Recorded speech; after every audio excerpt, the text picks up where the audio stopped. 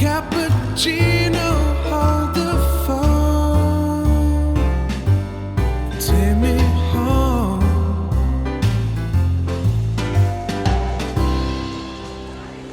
Hello everyone, greetings and welcome to another edition of the Traveler's Art Coffee podcast. If you're new, this is where we kind of get together and answer some emails or an email, kind of interact in an open forum. So if you want to have like a full-blown story episode, you'll want to skip to one of the ones that has a story to it. In this case, we're going to be addressing an email that I've received, I guess it was about a week or two ago, and I've just been thinking about it a lot. But before I jump into that, as a reminder, the podcast is now on Google Play, Spotify, Amazon, Podplay, and I think there's one more, but I forgot. I'd have to look at my notes. I don't want to do that right now. Anyway, it's around. I'll have links in the notes where you guys can send it to friends, family, enemies, and romantic loves that you might be pining for. Okay, so what's going on over here? Well, I had a little bit of an accident. I ended up straining and possibly tearing my right hamstring. The injury really wasn't that bad when it happened, but 2 days later, in the middle of the night, I got a cramp so bad. I thought I was going to have to go to the hospital and like get an injection or something. It was unreal. So anybody that gets leg cramps or calf cramps at night when they sleep and they wake up in pain, I am now empathetic. Not good. So we're kind of taking a rest on the hamstring over the next couple weeks, and I'm just going to use this to really dive into the podcast and really enrich the content. I still have not addressed the YouTube issue. I think what I'm doing is I'm creating a block because I want to have images in the YouTube channel, and I realize that a lot of my archive is not with me at the moment. It's in storage. So that kind of makes me a little worried. Either way, I've also had this idea of maybe getting a more, like formal logo design. I don't know. I don't want to get involved in like a branding thing, and that seems like a distraction, and there's a lot of back and forth. I used to do that kind of work a couple years back. I just want to make really great content for everyone to get inspired by and reconsider things. And I'd like to, build more of a community of people who really engage in this philosophical aspect of travel and kind of shun the bucket lists. And hey, I'm going to make some enemies out there, I'm sure, but where people will disagree. I think that's okay. I think disagreement is good. I mean, let's not forget that development and growth of knowledge and ultimately like wisdom is the byproduct of the confluence of opposing ideas or conflicting ideas. That when they finally come together, they're greater than they were as separate pieces. And so discourse, to a lesser degree debate on topics, I think that's how we grow as a species. I think that's how we grow as an individual. I think that's how we rebuild our sense of reality and construct a consciousness that's rooted in things that are tangible and usable, as opposed to spooky knowledge, as Alan Watts used to say. All right, I'm kind of getting off on something. I got an email I want to read to you guys. It's pretty straightforward. It was fairly long, so I wanted to kind of edit it down.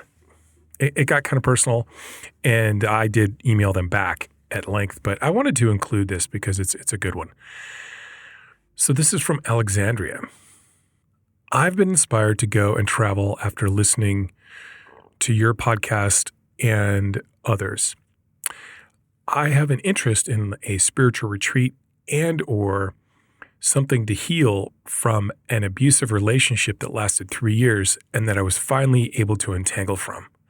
I was wondering what your thoughts are on travel that has a spiritual element or focus. Thanks in advance, Alexandria. Okay, Alexandria. And by the way, thanks for that email. And I hope to hear from you soon about my comments specifically for you. And I am sorry you were in a bad relationship. Those suck. Many of us don't realize we're in an abusive relationship or an unhealthy one until we're pretty far down the road. And I am glad you found a way out. Okay, so I want to get this out of the way. I am not a monk. I'm not a priest. I'm not a theologian, a minister. I'm not a clairvoyant. I'm not a healer. And I sure as shit am not a shaman. I'm just me. I'm just Don. And I have my opinion. Okay, and let's just get the world flat here. But if you want to know what I think, here we go. Any one of us that has gone through trauma/abuse, be it historical or recent, have you or are you currently seeing a therapeutic professional to help guide you through the healing process and assist you in getting equipped with solid tools to navigate the world after that experience? If not, quite frankly, I'd recommend you do so. And here's why. In short, many of the people that I have met while traveling that are doing spiritual journeys, or they're involved in a healing journey, or they're involved in things of that nature, or a retreat, they are basically fully enveloped within the world and behavior and path of the spiritual bypass.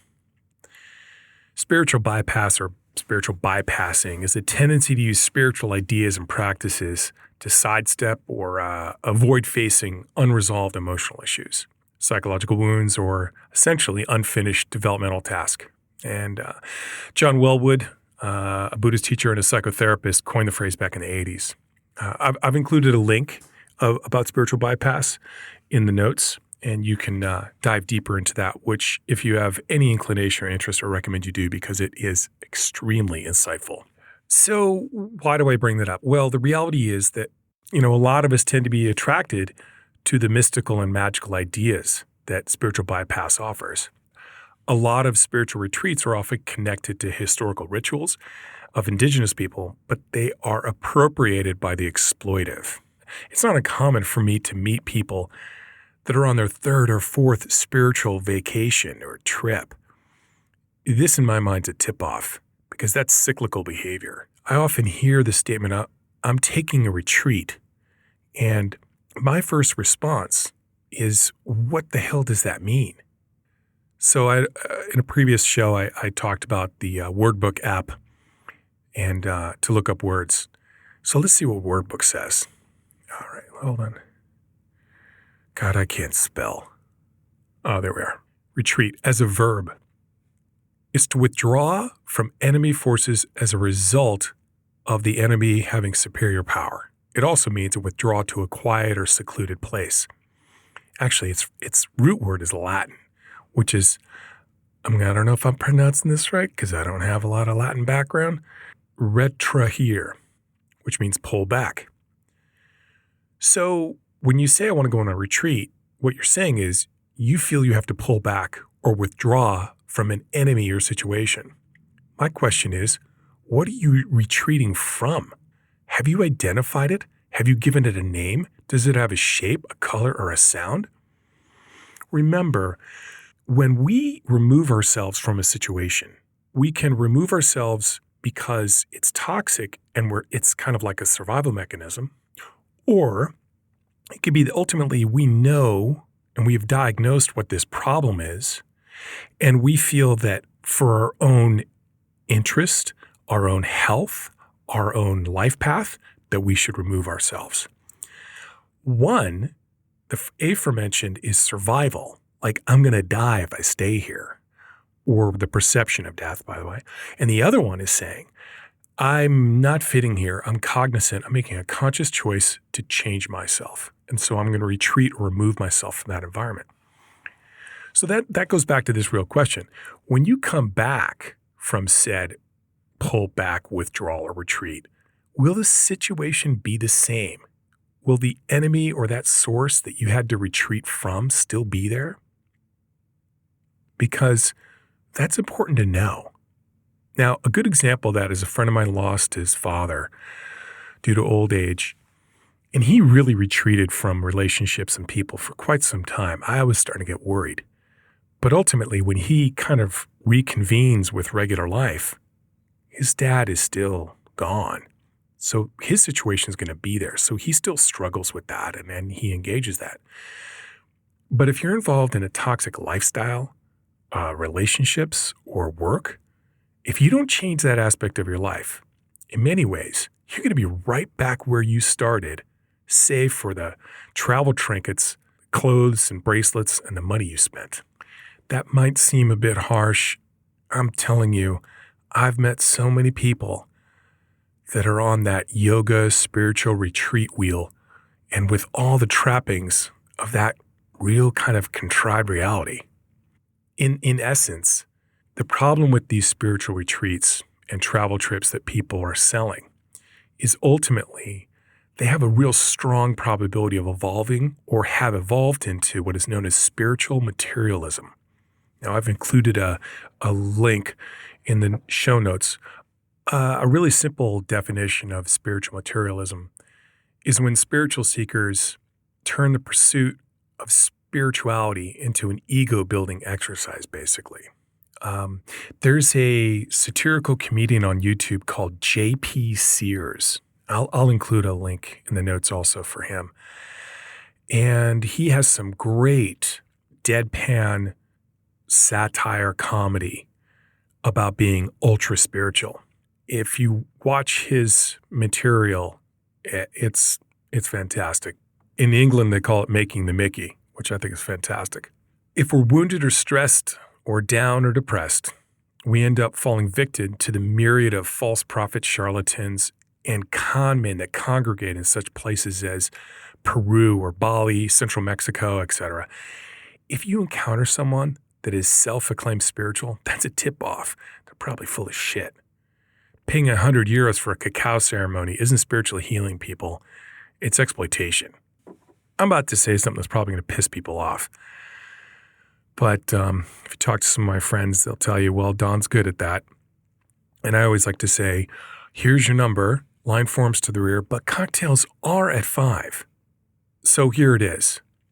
No amount of stretching, unusual dietary choices, enema, chanting, or dancing will unravel the tightly woven fabric of toxic life priorities, lifestyle, and/or current and historical trauma.